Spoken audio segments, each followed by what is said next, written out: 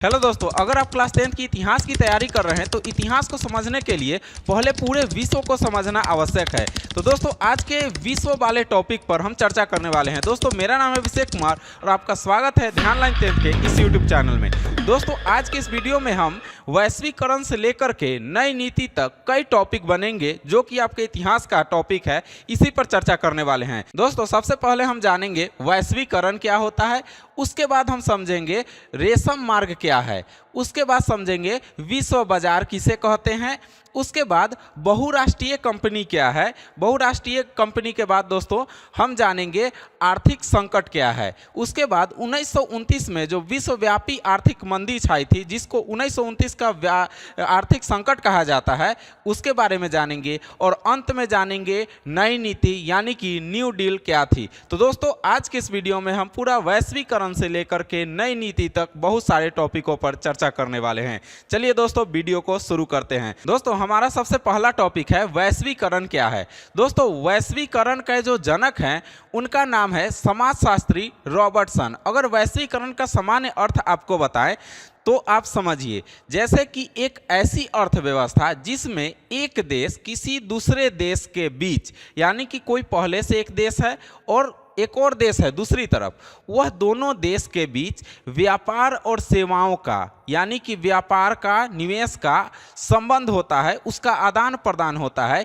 इस प्रकार के अर्थव्यवस्था को हम लोग वैश्वीकरण कहते हैं। अगर सिंपल भाषा में उदाहरण के तौर पर आपको बताएं तो जैसे मान लीजिए कि भारत है और भारत के पास बहुत सारा प्रोडक्ट है अपना जो वो बनाता है, जैसे मान लेते हैं मोबाइल बनाता है या मान लीजिए चाय पत्ती का खेती होता है, जो भी चीज़ का खेती हो रहा है, तो दूसरे देश में अगर उसका बिक्री हो तो ज़्यादा मुनाफा कमाया जा सकता है, दूसरे देश से अच्छा संबंध जोड़ा जा सकता है ताकि उस देश में भी कुछ वैसा प्रोडक्ट हो जो कि हमारे देश के लोगों के लिए ज़्यादा यूजफुल हो, तो वो भी आकर के यहाँ पर बेच सके। इस प्रकार सारे दुनिया को एक अर्थव्यवस्था, सारी दुनिया को एक अर्थतंत्र में बांधने वाले सूत्र को हम लोग वैश्वीकरण कहते हैं। दोस्तों इसी वैश्वीकरण के कारण एक देश से दूसरे देश में सेवाओं और श्रम का आदान प्रदान होते रहता है। जैसे भारत से बहुत सारे लोग अपना कंपनी भारत में भी खोले हुए हैं और दूसरे देश में भी जाकर उसका अन्य ब्रांच को स्थापित कर देते हैं।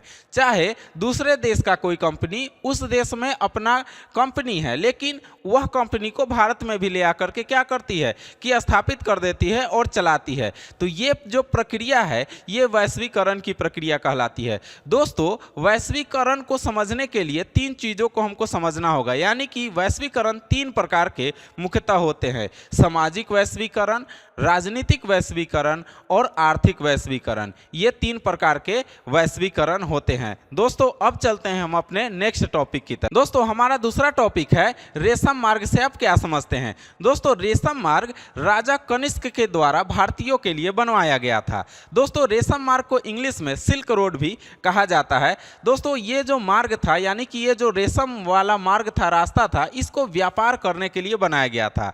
यानी कि प्राचीन काल से लेकर के मध्य काल तक व्यापारियों का एक झुंड इस मार्ग से लेकर के एक देश से दूसरे देश जाता था।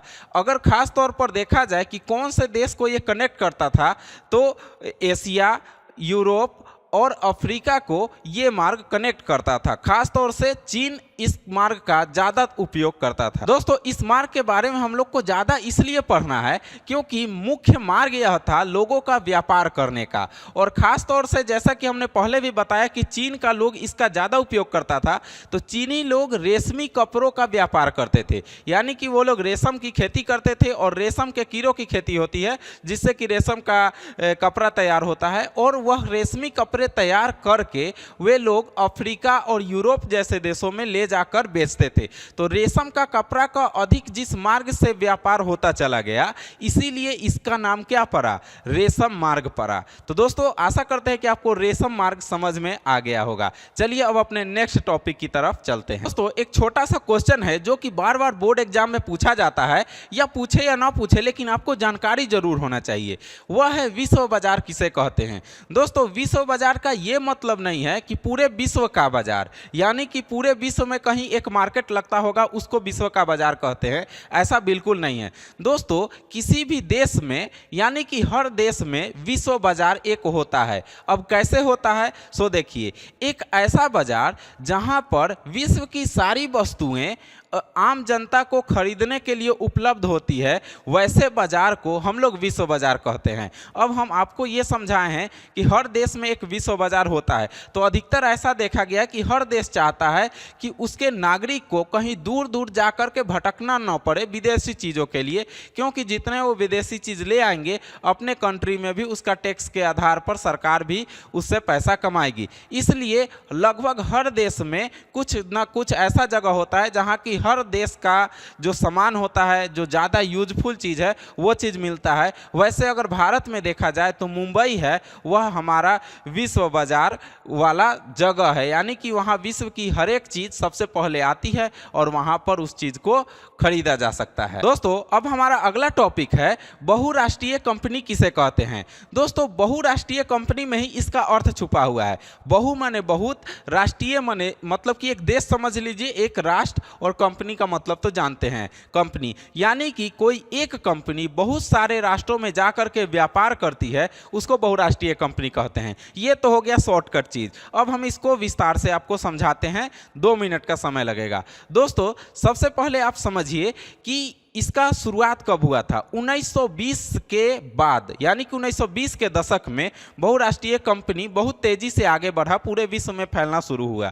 दोस्तों बहुराष्ट्रीय कंपनी की बात करें तो बहुराष्ट्रीय कंपनी एक ऐसी कंपनी होती है जो अपने देश का प्रोडक्ट अपने देश के साथ साथ दूसरे देश में भी बेचती है और उसका लाभ कमाती है। इस प्रकार के कंपनी को हम लोग बहुराष्ट्रीय कंपनी कहते हैं। दोस्तों अब देखा जाए तो बहुराष्ट्रीय कंपनी किन किन देशों की होगी। क्या भारत में बहुराष्ट्रीय कंपनी है, या पाकिस्तान में है, या अमेरिका में है, या चाइना में है। तो दोस्तों आज लगभग जितने भी विकासशील देश हैं, विकसित तो बहुराष्ट्रीय कंपनी है ही, लेकिन विकासशील देश हैं उसके अंदर भी बहुत सारे बहुराष्ट्रीय कंपनी है। जैसे आप लोग बूट का नाम सुने होंगे, जो वोट का हेडफोन आता है, ईयरबड्स आता है, वो कंपनी हम लोग के देश की अंतर्राष्ट्रीय कंपनी है। ये एक उदाहरण है, वैसे तो बहुत सारे कंपनियां हैं। उसी तरह से आपने सैमसंग का नाम सुना होगा, उसके बाद टाटा का नाम सुना होगा, टाटा जो अपने देश का कंपनी है। इसी तरह न जाने कितना है, जितना हम नाम आपको गिना नहीं सकते हैं, क्योंकि आप अगर कोई कपड़ा पहने हैं, कोई गैजेट यूज करते हैं, हर कंपनी अंतर्राष्ट्रीय कंपनी निकल जाएगी। तो ऐसा देश जो कि पूंजीवादी देश है, या जिस देश के अंदर ज़्यादा पूंजी हो रहा है, ऐसा देश सिर्फ अपने देश में ही खरीद बिक्री नहीं करता है, वह क्या करता है दूसरे देश में भी जा करके बेचता है, ताकि उस देश के सरकार को भी अच्छा लगे, उसके सरकार को भी लाभ हो और अपने सरकार को भी लाभ हो, और अपना पेट तो अपना जेब तो भरे ही। तो इस प्रकार के कंपनियां को हम लोग बहुराष्ट्रीय कंपनी कहते हैं। दोस्तों अंतर्राष्ट्रीय कंपनी का भी आंसर सेम टू सेम इसी प्रकार का होगा। बढ़ते हैं दोस्तों अब अपने नेक्स्ट टॉपिक की तरफ। दोस्तों अब हमारा अगला टॉपिक है आर्थिक संकट किसे कहते हैं। सबसे पहले इस चीज को समझते हैं, आर्थिक संकट क्या होता है।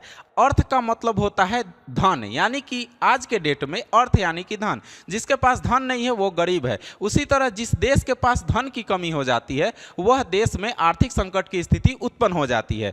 दोस्तों आर्थिक संकट को इस प्रकार से समझ सकते हैं, जैसे किसी देश की अर्थव्यवस्था में अचानक ऐसा आया स्थिति जिससे कि उसका कृषि, उसका उद्योग और उसका व्यापार में अचानक गिरावट आ जाए, जिससे लाखों लोग बेरोजगार हो जाएं, जिससे वहाँ की बैंक, वहाँ की कंपनियां दिवालिया घोषित हो जाए, और जिसका मुद्रा का स्तर, जो उस देश में पैसा का स्तर है वह बहुत कम हो जाए, डॉलर के हिसाब से अगर उसको नापा जाए तो बहुत कम हो जाए। तो इस प्रकार का जो संकट आता है किसी देश पर, इसको आर्थिक संकट कहा जाता है। दोस्तों अगर सामान्य भाषा में इसको समझे तो जब देश में ज़्यादा बेरोजगारी बढ़ जाती है और हम मुद्रा का स्तर ज़्यादा गिर जाता है, इस प्रकार के संकट से जनता ज़्यादा ग्रसित हो जाती है, जनता ज़्यादा अपने आप को रख नहीं पाती है, जीना उसका हराम हो जाता है। यानी कि महंगाई के कारण, बेरोजगारी के कारण जब लोग अपना आत्महत्या करना शुरू कर देते हैं, यानी कि बहुत बड़ा संकट जब आ जाता है किसी देश में,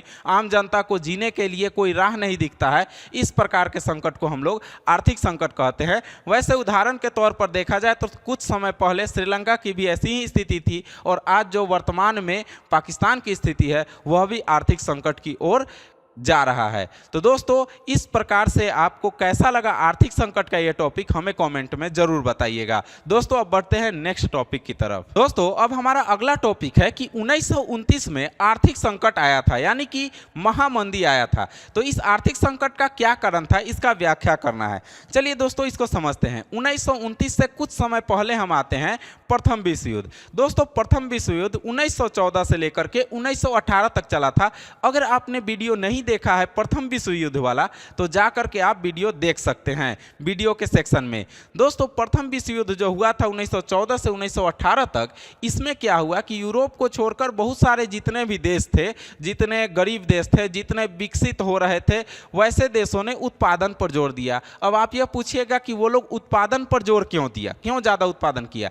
तो अगर बताइए कि आपके देश में, आपका देश पर बॉर्डर पर कोई आपका सैनिक लड़ाई कर रहा है तो उसको बहुत सारा खर्च आता है सरकार के ऊपर। उसको सही राइफल मिलना चाहिए, बम बारूद मिलना चाहिए, उसको खाना पीना सही होना चाहिए। अगर वहाँ पर कोई सैनिक मर जाते हैं तो उनके परिवार वालों को मुआवजा देना चाहिए। तो यह देश के जो अर्थव्यवस्था से ये जो पैसा निकलेगा वह पैसा आएगा कहाँ से? तो वो पैसा कहाँ से आएगा? तो वो जनता का ही पैसा होता है जो कि सरकार उसके बॉर्डर के सुरक्षा के लिए रखती है। यानी कि जनता कहाँ से पैसा कमाएगा? तो जितना ज़्यादा उत्पादन करेगा जनता, उतना ज़्यादा जनता के पास भी पैसा होगा, उतना ज़्यादा सरकार के पास भी पैसा होगा। तो वो यही काम हुआ। 1914 से 18 तक एक ऐसा दुनिया में माहौल बन गया था कि बहुत सारा उत्पादन हुआ, बहुत सारा लोग नया नया कंपनी बनाने लगा, अनाज भी उपजाने लगा, बहुत सारा काम किया कि मेरा ज़्यादा बिक्री होगा। मतलब कि उधर कुछ और हो रहा था, इधर कुछ और हो रहा था। दिक्कत यहाँ पर यह हुआ कि उत्पादन ज़्यादा हो गया और बचत हुआ ही नहीं, यानी कि सामान ज़्यादा खरीदने वाला है ले नहीं। 1918 में क्या हुआ कि ख़त्म हो गया प्रथम विश्व युद्ध। तो कुछ दिन तक तो ठीक ठाक चला, लेकिन आगे चल के स्थिति ऐसी आ गई थी कि मार्केट में सामान ही बहुत ज़्यादा था, यानी कि सामान है बहुत ज़्यादा और ख़रीदने वाला 2-4 लोग, मतलब एक बात कह रहे हैं। तो ऐसी स्थिति उत्पन्न होने पर क्या हुआ कि ये लोग सोचा कि क्या करते हैं कि और ज़्यादा उत्पादन कर देते हैं। मतलब जो उत्पादन करता थे पूरे विश्व में, जो आर्थिक संकट आया तो जो लोग भी उत्पादन करता थे वो लोग क्या किए कि ज़्यादा उत्पादन करने लगे और बोले कि कम रेट में ही हम बेच देंगे। तो कम रेट में बेचना शुरू कर दिए और ज़्यादा उत्पादन कर दिए। ये इनकी मूर्खता के कारण इतना ज़्यादा उत्पादन हो गया कि लोग और ख़रीदने वाला नहीं हुआ। कम रेट करने पर भी मान लीजिए सामान ज़्यादा और आदमी है ले नहीं। अब 1 लाख आदमी को खिलाना है, आप पूरा 20 गो गोदाम भर दीजिएगा, 50 गो गोदाम भर दीजिएगा, खाने वाला 1 लाख आदमी है तो सड़ न जाएगा सामान। यही कारण हुआ कि लोग को पूंजी का हानि हो गया और पूरे विश्व में मंदी छा गई थी। इसी को हम लोग 1929 का महामंदी कहते हैं या आर्थिक संकट कहते हैं। इससे देश की स्थिति बहुत बिगड़ चुकी थी। आशा करते हैं कि ये चीज़ हमारे नॉर्मल भाषा में आप समझ पाए होंगे। वैसे स्क्रीन पर तो ये चीज़ हम आपको समझा ही चुके हैं। चलिए अब नेक्स्ट टॉपिक की तरफ बढ़ते हैं। दोस्तों अब हमारा अंतिम टॉपिक है न्यू डील क्या है, यानी कि नई नीति क्या थी। यह पहले के समय का नीति है। वैसे तो आप बहुत सारा नीति अभी पढ़िएगा और हम अर्थशास्त्र में भी पढ़ाएंगे नई नीति के बारे में, लेकिन ये इतिहास का नई नीति है, इसको समझिएगा। दोस्तों जब आर्थिक महामंदी छाई थी, जो जबकि हम पहले वीडियो में बताएं, आर्थिक महामंदी 1929 में हुआ था, जिससे अगर सबसे ज़्यादा कोई प्रभावित देश था तो वो अमेरिका था। अमेरिका के बारे में आप कैसा सोच रखते हैं हमारे कॉमेंट में ज़रूर लिखिएगा। अमेरिका आज के डेट में भी एक ऐसा देश है, एक ऐसा महादेश है जो कि व्यापार पर सबसे ज़्यादा ध्यान देता है। वह चाहता है किसी भी तरह कमाए, चाहे वह दुश्मन से हो चाहे वह मित्र से हो, वह कमाने का चाहता है। इसीलिए वह उत्पादन ज़्यादा कर लिया था और 1929 में उसका क्या हुआ कि स्थिति बिगड़ गया।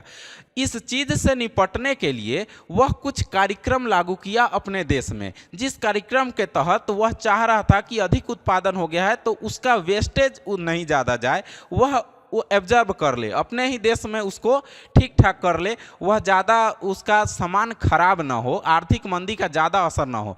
तो जिस नियम के तहत वह यह कार्यक्रम चला रहा था उसको हम लोग कहते हैं न्यू डील। समझ गए? नई नीति कहते हैं। उस समय के राष्ट्रपति डी रूजवेल्ट ने नई नीति लागू की थी। तो दोस्तों ये था नई नीति, एक छोटा सा क्वेश्चन था। दोस्तों आज के इस वीडियो में हम आपको समझाएं वैश्वीकरण से लेकर के नई नीति तक, ये आपके इतिहास के चैप्टर का था टॉपिक। कैसा लगा ये वीडियो हमें कमेंट में ज़रूर बताइएगा। दोस्तों अगर आपको वीडियो अच्छा लग रहा है तो चैनल को अभी सब्सक्राइब कर लीजिए, क्योंकि इस पर क्लास 10th की बेधड़क और अच्छे तरीक़ा से तैयारी कराई जाएगी। दोस्तों मिलते हैं फिर से एक नेक्स्ट वीडियो में आपके लिए नया टॉपिक लेकर। तब तक के लिए आप अपने अभिषेक सर को दीजिए इजाज़त।